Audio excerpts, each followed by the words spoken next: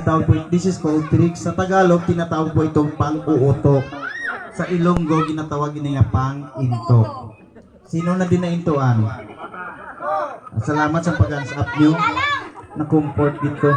Feeling ko, ako lang pirmi ka kaintuan. At least nabalang ko damo. Tagali.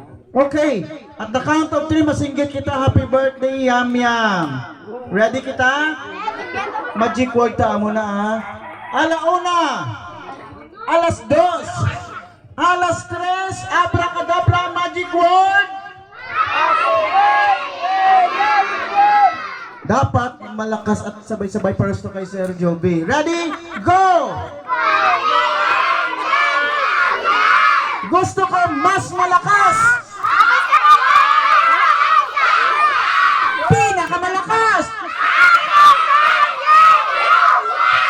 Pinakamahina.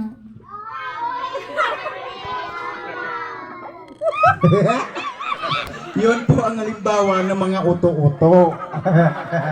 Okay, sige. Kung may magwa din nga manok, hindi maglagan, please do